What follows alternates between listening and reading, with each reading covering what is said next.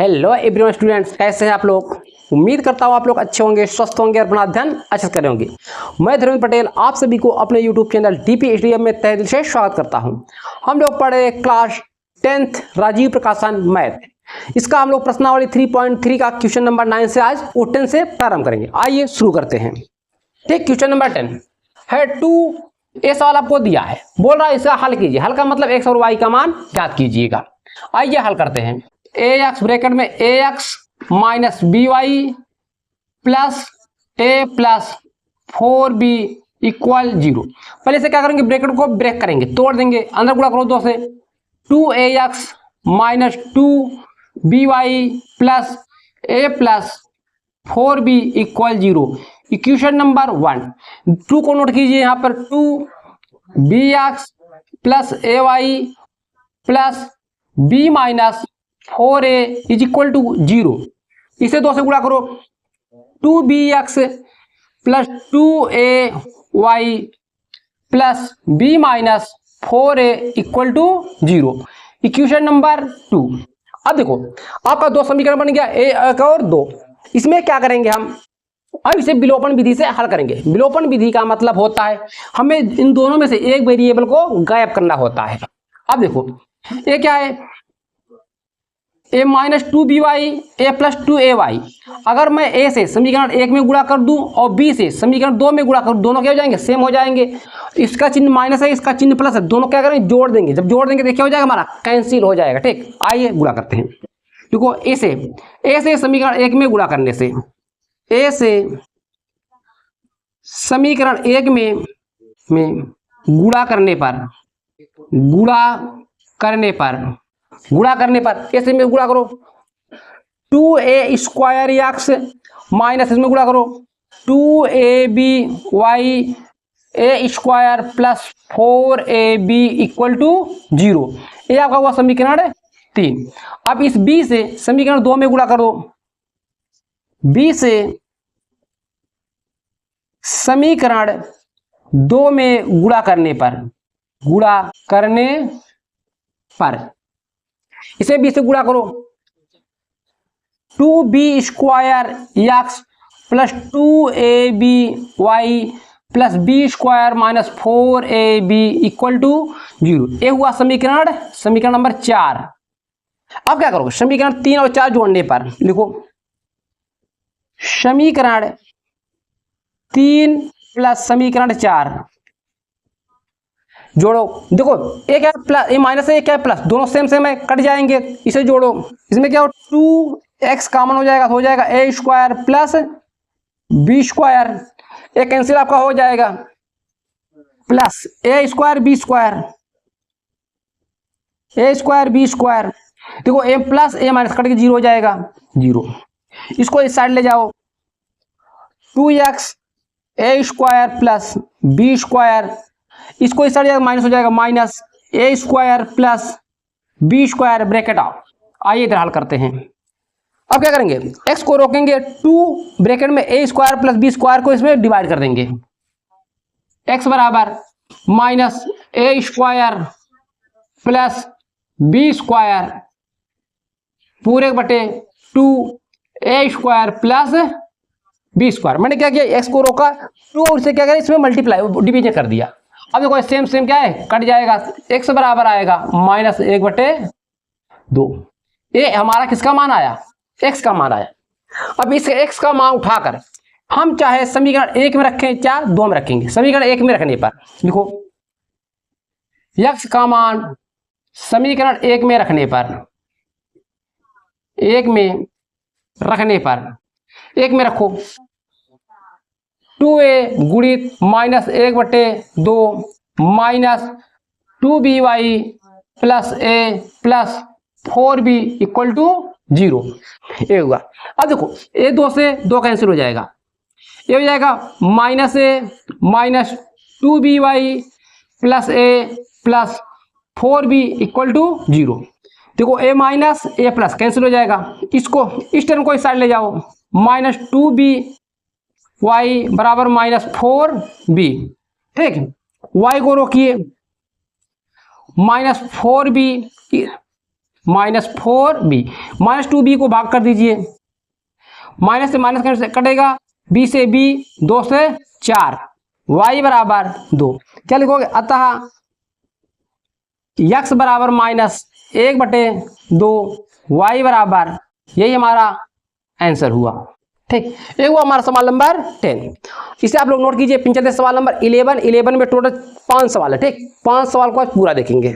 सवाल नंबर 11 क्या करा है, निम्न समस्याओं में रैखिक समीकरण युग्म बनाइए और उनके हल भी ज्ञात कीजिए। ठीक, पहला सवाल, एक छात्रावास के मासिक व्यय का एक भाग नियत है तथा शेष इस पर निर्भर करता है कि छात्र ने कितने दिन भोजन लिया है। जब एक विद्यार्थी ए को 20 दिन भोजन करता है तो 1000 रुपये छात्रावास व्यय के लिए अदा करना पड़ते हैं, जबकि एक विद्यार्थी बी को 26 दिन भोजन करता है, व्यय के लिए 1180 रुपये अदा करने पड़ते हैं, 1180 रुपये। नियत व्यय और प्रतिदिन भोजन का मूल्य ज्ञात कीजिए। मतलब ये कोई एक छात्रावास है, ठीक, उसमें जो एक निश्चित समय के लिए फिक्स है, आप इतना दिन रहेंगे तो आपको इतना पैसा देना पड़ेगा, उसी के बाद आपको अतिरिक्त चार्ज देना पड़ेगा अगर आप एक्स्ट्रा दिन रहते हैं। एक आ रहा है तो इसमें कर नियत व्यय, हमने मान लिया नियत व्यय x रुपये है और अतिरिक्त व्यय या प्रतिदिन का अन्य व्यय हमारा क्या है, y रुपये है। ठीक, नियत व्यय क्या है, x रुपये, और अतिरिक्त व्यय मतलब नियत दिन के बाद जो हम भोजन करेंगे उसका हमें एक्स्ट्रा खर्चा देना पड़ेगा। अब देखो प्रथम शर्त क्या करा है ठीक है, प्रथम शर्त क्या है, ए को 20 दिन भोजन करता है उसे 1000 रुपये देना पड़ता है। एक कितने दिन भोजन किया, 20 दिन। नियत फिक्स है, नियत उन्होंने 20 दिन किया, एक दिन का कितना है y, तो 20 दिन कितना हो जाएगा, 20 क्या हो जाएगा, 20y बराबर कितना, 1000 रुपये दिया। ये समीकरण 1 हुआ।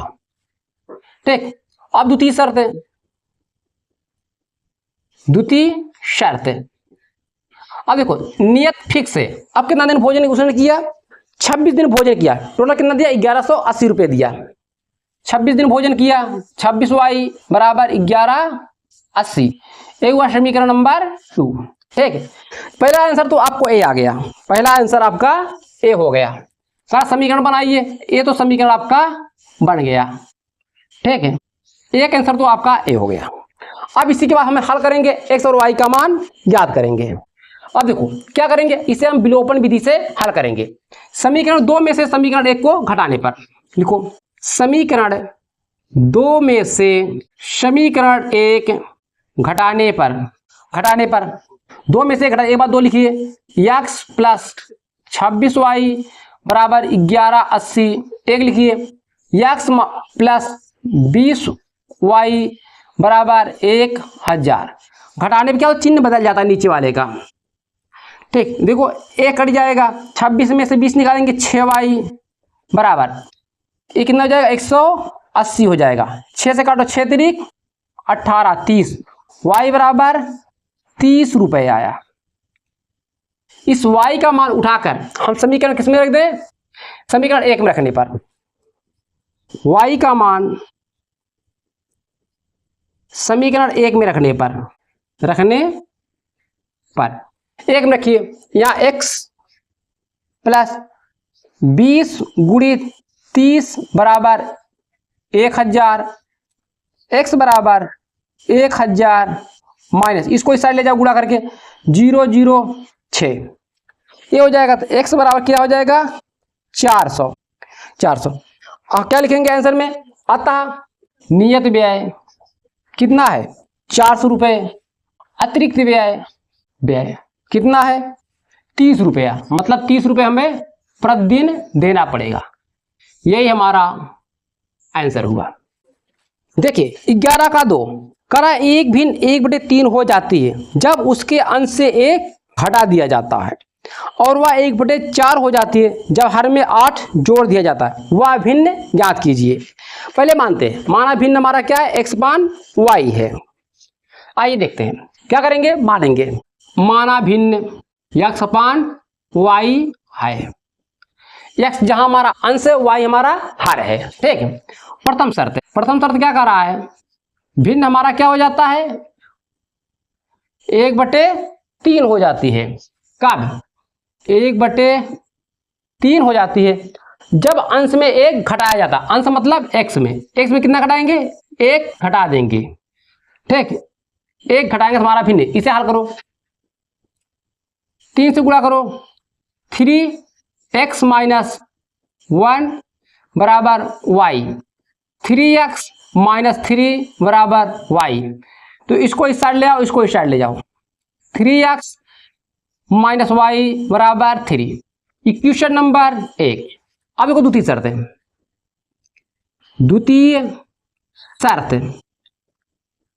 द्वितीय शर्त में क्या है? भिन्न हमारा 1/4 हो जाती है जब हर में 8 जोड़ा जाता है। इस बार किसमें जोड़ेंगे? हर में कितना जोड़ेंगे? 8। हमारी भिन्न कितना हो जाएगी? 1/4 हो जाती है। 1/4। अब इसे क्रॉस मल्टीप्लाई करो। 4x बराबर y प्लस 8, y को इस साइड ले आओ। 4x - y बराबर 8। Equation number 2। पहला आंसर तो आपको ये आ गया, जो समीकरण बना ये आपका आंसर हुआ। पहला आंसर आपका ये हुआ। अब इसमें हम x और y का मान ज्ञात करके इसमें रख देंगे, हमारा क्या आ जाएगा? भिन्न आ जाएगा। चलिए, समीकरण 2 में से समीकरण 1 घटाने पर, समीकरण 2 में से समीकरण 1 घटाने पर लिखो 4x, समीकरण 2 ये लिखो, y बराबर 8, फिर 3x - y बराबर 3। घटाने पे क्या तो चिन्ह बदल जाते हैं। अब देखो ये माइनस से प्लस कट जाएगा। 4 में से 3 निकालोगे तो 1 बचेगा। 8 में से 3 निकालोगे 5। ये हमारा किसका मान आया? x का मान आया। इस x का मान उठा के हम समीकरण 1 में रखने पर, x का मान समीकरण 1 में रखने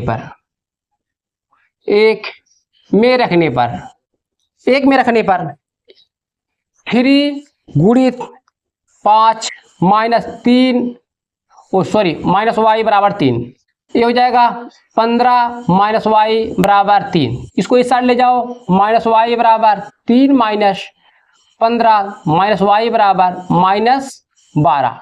माइनस से माइनस का कैंसिल, y बराबर 12। इतना आ गया। मतलब हमें अंश और हर हमें ज्ञात हो गया। अब क्या लिखेंगे? अतः भिन्न x अपान y, x का मान 5, y का मान 12। यही हमारा आंसर हुआ। ठीक, नोट कीजिए आप लोग। तब चलते इसके नेक्स्ट क्वेश्चन पे। 11 का सवाल नंबर 3। सवाल नंबर 3 क्या कर रहा है? सभी प्रश्न आपके स्क्रीन पर हैं। कह रहा है, यश ने एक टेस्ट में 40 अंक अर्जित किए। जब उसे प्रत्येक सही उत्तर के लिए 3 अंक मिले और अशुद्ध उत्तर पर 1 अंक काट लिए गए। ठीक, यदि उसे सही उत्तर पर 4 अंक मिलते तथा अशुद्ध उत्तर पर 2 अंक काटते तो उसे 50 अंक अर्जित करता। टेस्ट में कितने प्रश्न थे? टोटल हमें प्रश्नों की संख्या बतानी है। और कितने प्रश्न हैं? देखो, मतलब ये है, कोई एक टेस्ट होता है जिसमें आपको सही अंक के लिए 3 अंक मिलते हैं। आपका प्रश्न सही होता है 3 नंबर मिलते हैं, और गलत होता है उसमें से 1 नंबर काट लिया जाता है। पहली कंडीशन एक आ रहा है।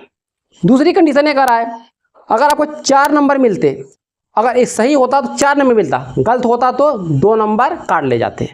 ये बातें आपसे कह रहा है।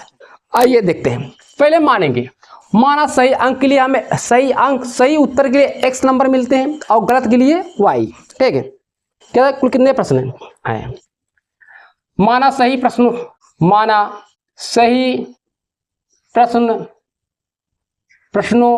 की संख्या क्या है? x, और गलत प्रश्नों की संख्या क्या है? y। अब देखो प्रथम शर्त क्या करा है। प्रथम शर्त में क्या है? कर सही अंक के लिए 3 अंक मिलते हैं। ठीक, सही x है तो ठीक कितने हो जाएंगे? 3x। गलत क्या है? 1 काटा जाता है। y में 1 से गुणा करो, y गुणित 1, कुल कितने अंक मिलते हैं? 40। मतलब 3x - y बराबर 40। Equation number 1। अब देखो द्वितीय शर्त क्या कर रहा है? द्वितीय शर्त में क्या है? सही उत्तर के लिए 4 अंक दिए जाते हैं, तो 4 से गुणा कर दीजिए, 4x। गलत के लिए 2 अंक काट लिए जाते हैं, 2y, तो कुल मिलते हैं हमें 50 नंबर मिलते हैं। इसे सिंप्लीफाई किया जाए, 2 कॉमन होगा, 2x माइनस वाई बराबर 50, ये 2 से ये 50 डिवाइड हो जाएगा, 25 हो जाएगा। 2x माइनस वाई बराबर 25। Equation number 2, equation number 2। पहला आंसर तो आपको यही आ गया जो समीकरण बना, ठीक, ये समीकरण बन गया ना, ये आपका पहला आंसर हो गया। अब x और y का मान निकाल कर, ठीक, निकालना है हमें। चलिए अब देखो ए बी माइनस वाई है, ए बी माइनस वाई है, क्या करेंगे, समीकरण 1 में से समीकरण 2 घटाने पर, लिखो समीकरण 1 में से समीकरण 2 घटाने पर, चलिए समीकरण 1 में से पहले 1 लिखिए, 3x माइनस वाई बराबर 40। समीकरण 2 लिखिए, 2x माइनस वाई बराबर 25। घटाने पे क्या होता है, चिन्ह बदल जाते हैं, ए प्लस है तो माइनस, ए प्लस है तो माइनस, तो प्लस हो जाएगा ए माइनस। अब देखो ये माइनस प्लस कट जाएंगे, 3 में से 2 निकालोगे 1 बचेगा, 40 से 15 25 निकालो कितना बचेगा, 15। ये आपका x का मान आया। इस x का मान उठाकर समीकरण 1 में रखने पर x का मान समीकरण 1 में रखने पर, 1 में रखने पर, 1 में रखने पर यहाँ रखिए 3 गुणित 15 माइनस वाई बराबर 40, ये हो जाएगा 45 माइनस वाई बराबर 40। वाई बराबर, वाई को इस साइड ले जाओ, 40 को इस साइड ले आओ, 45 माइनस 40, तो यहां से y का मान आया हमारा, y बराबर 5। y बराबर क्या आया, 5, ठीक, y का मान 5 आया। अब देखो हमें सही कितना मिला, 15, और गलत प्रश्न कितने हुए, 5 प्रश्न, 5 प्रश्न गलत हुए। पूरा कुल प्रश्नों की संख्या, कुल प्रश्नों की संख्या, तो लिखो कुल प्रश्नों की संख्या, प्रश्नों की संख्या x plus y, x plus y, एक्स का मान 15, वाई का मान 5, कुल कितने हो गए, 20। यही हमारा आंसर हुआ, ठीक है, ये हमारा आंसर हुआ। देखिए सवाल नंबर 11 का 4, करा एक राजमार्ग पर 2 स्थान ए और बी 100 किलोमीटर की दूरी पर है, ठीक है। एक कार एक से तथा दूसरी कार बी से एक ही समय चलना प्रारंभ करते हैं। यदि ये कारें भिन्न भिन्न चालों से एक ही दिशा में चलती हैं तो 5 घंटे पश्चात मिलती है। यदि वे विपरीत दिशा में चलती हैं तो 1 घंटे के पश्चात मिलती हैं। दोनों कारों की चाल ज्ञात कीजिए, ठीक, दोनों कारों की चाल ज्ञात कीजिए। अब देखिए इस सवाल क्या कर रहा है, कोई एक दूरी है, ठीक, ए दूरी आपकी फिक्स है, ए दूरी आपकी यहाँ पर ए है, यहाँ पर बी है। इसकी दूरी टोटल है कितना, 100 किलोमीटर। ये बीच की दूरी जो है कितना, 100 किलोमीटर। यहां से यहां तक दूरी कितना है, 100 किलोमीटर है, ठीक है। अब यहां से 2 कितना ए बी का कार है, ठीक। जब दोनों कार एक ही साथ एक ही समय पर एक ही दिशा में चलना प्रारंभ करती हैं, पहले कंडीशन में एक ही दिशा में चलती हैं, जब एक ही दिशा में चलती हैं तो ये आगे कहीं पर जाकर, ठीक, मान लीजिए इस बिंदु पर मिलती है, कितना समय लगता है, 5 घंटे बाद मिलती है, ठीक है। टाइम वही है, टाइम दोनों क्या है, सेम है। तो माना पहली ए की चाल x है, बी की चाल लिखते हैं, माना कार ए की चाल S1 तथा कार बी की चाल S2 है। एक फार्मूला जानते हैं हम, चाल बराबर दूरी अपान समय, चाल बराबर दूरी अपान समय। यस को चाल, डी से दूरी, टी से टाइम। ये हमारा फार्मूला होता है। अब देखो ये होता है कार दोनों चाल कितना समय लगता है, 5 घंटे लगता है जब एक ही दिशा में चलती हैं। तो लिखो कार की सापेक्ष चाल, कार की एक ही दिशा में सापेक्ष चाल, एक ही दिशा में सापेक्ष चाल। देखो जब दोनों कारें एक ही दिशा में जाएंगे तो दोनों की चाल क्या होगी, घटेगी। ठीक, क्या होती है, घट जाती है। मतलब S1 माइनस S2 बराबर, दूरी कितना है, दूरी 100 है, समय कितना लगता है, 5 लगता है, दोनों मिलने कितना 5 लगता है। इसे काटेंगे 5 दूनी 10 20, मतलब S1 माइनस S2 बराबर 20। ये हुआ इक्वेशन नंबर 1। ठीक, अब देखो दूसरे कंडीशन में क्या कह रहा है, जब कारें हमारी, एक कार इस दिशा में जा रही, एक कार हमारी इस दिशा में आ रही, टाइम वही है। ठीक, जब दोनों कारें एक ही दिशा में आएंगी इनका समय क्या हो, दोनों चालें क्या हो, जुड़ जाएंगी। ठीक है, लिखो कार विपरीत दिशा में सापेक्ष चाल, कार की विपरीत दिशा में सापेक्ष चाल, सापेक्ष चाल, तब सापेक्ष चाल हमारा हो जाएगा S1 प्लस S2 बराबर कितना, दूरी अपान समय। अब समय कितना है, जब दोनों कारें एक दिशा, हमारे समय कितना लग रहा है, 1 घंटे लग रहा है। कितना, 1 घंटे।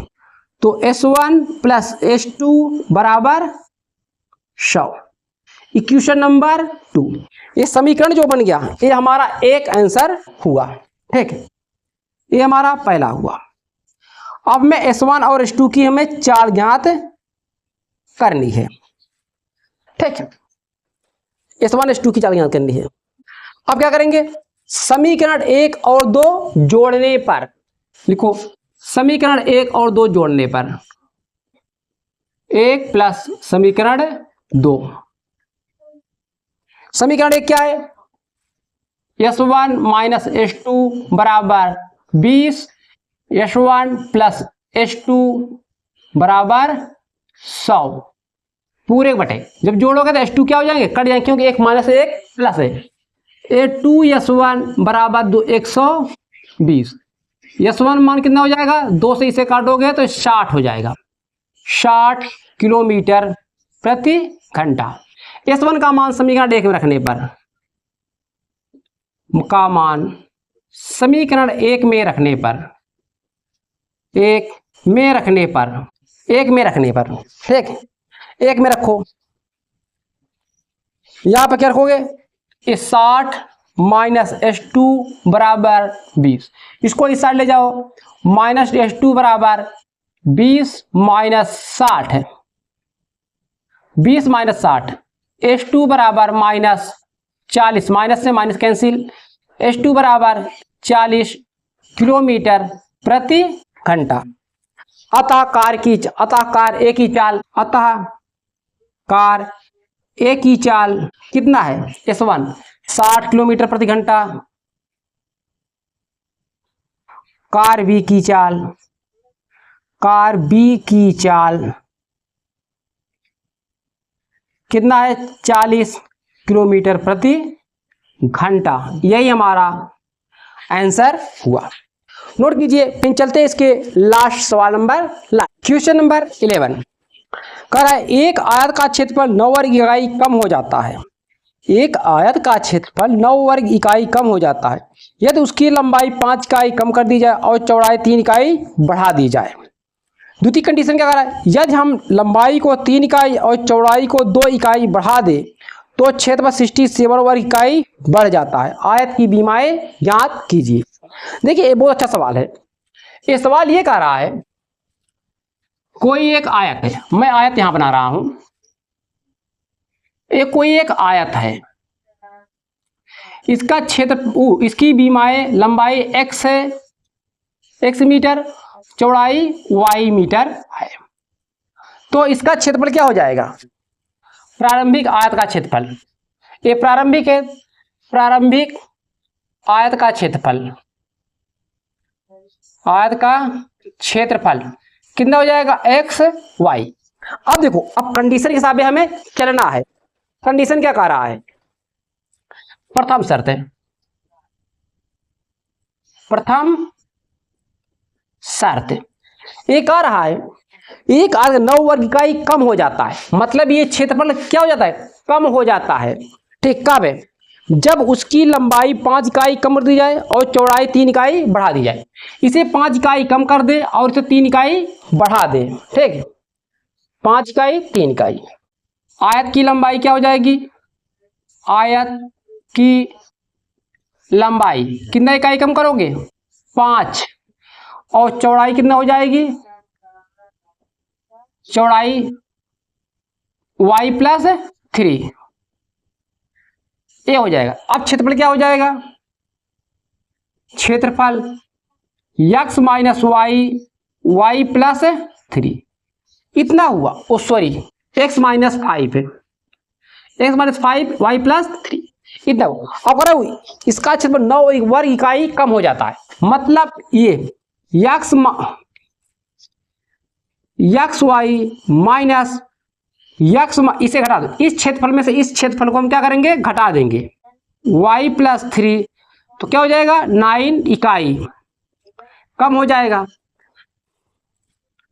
अब इसे सिंपलीफाई करो, xy माइनस x से एक बार इसमें गुणा करो, एक बार इसमें गुणा करो, xy प्लस 3x माइनस 5 इसमें गुणा करो, एक बार 3 से गुणा करो, -5y माइनस 15 बराबर 9। इस माइनस को अंदर ले जाओ, ये हो जाएगा xy minus xy minus 3x plus 5y plus 15 equal 9।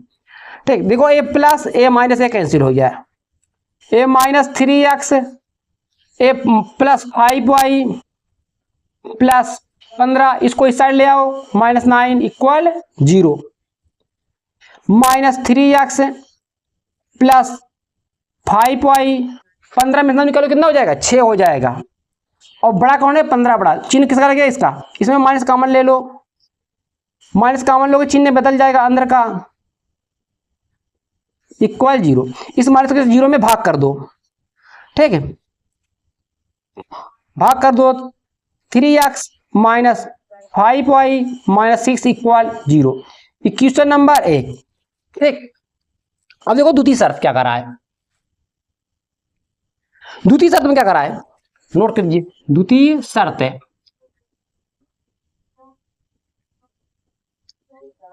अपना आयत की लंबाई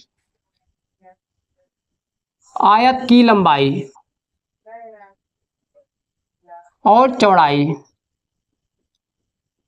इस बार देखो क्या कर रहा है, लंबाई में 3 इकाई चौड़ाई में 2 इकाई बढ़ा देता है, मतलब जोड़ देता है, 3 इकाई और 2 इकाई, इसमें क्या 3 इकाई इसमें 2 इकाई, ये हो जाएगा x प्लस 3 चौड़ाई y plus 2, x plus 3 y plus 2 बढ़ा दिया जाता है एक बार। तब इसका क्षेत्रफल क्या हो जाएगा, x प्लस 3 y प्लस 2। ठीक, y प्लस 2।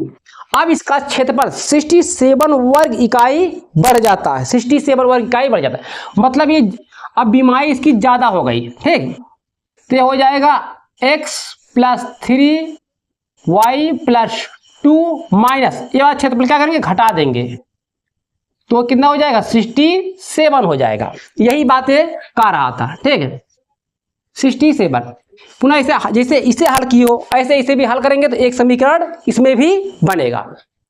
x से गुणा करो, इसमें xy 2 में 2x, 3 से गुणा करो 3y प्लस 6 माइनस xy बराबर 67। देखो a plus a minus a तो कैंसिल हो जाएगा, ये आपका हो जाएगा 2x प्लस 3y प्लस 6, इसको इस साइड ले आओ, minus 67 equal 0, 2x plus 3y इसे घटाएंगे तो हो जाएगा हमारा 61 इक्वल 0। ये हुआ समीकरण नंबर 2। ठीक, ये समीकरण बन गया, एक आंसर तो आपका यही हो गया, ये समीकरण है, ये समीकरण आपकी जो बन गए तो एक आंसर तो आपका यही हो गया। एक आंसर आपका ए हो गया। अब इसे हम लोग हल करेंगे, एक्स और वाई का मान याद करेंगे तो ये आपका क्या आ जाएगी, बी माए आ जाएगी। ठीक है, आइए हल करते हैं। अब देखो इसे हल कैसे करोगे, विलोपन विधि से हम लोग हल करते हैं। किस विधि से, विलोपन विधि से। देखो इसका चिन्ह प्लस है, इसका चिन्ह क्या है, माइनस है।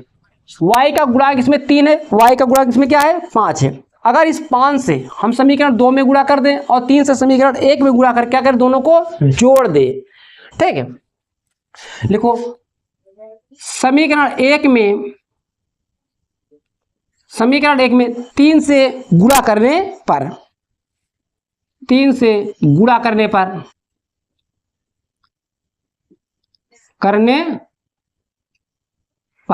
ठीक, गुणा करने पर इस 3 से इस समीकरण में गुणा करो, ये कितना हो जाएगा, 9x minus 15y minus 18 equal 0। ये हुआ न्यू समीकरण हमारा 3।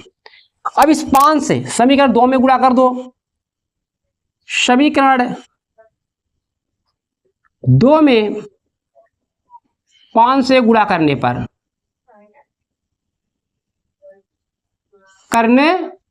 5 से गुणा करा में ये कितना हो जाएगा, 10x प्लस 15y माइनस 5 कम 5 5 6 30 बराबर 0। Equation number 4।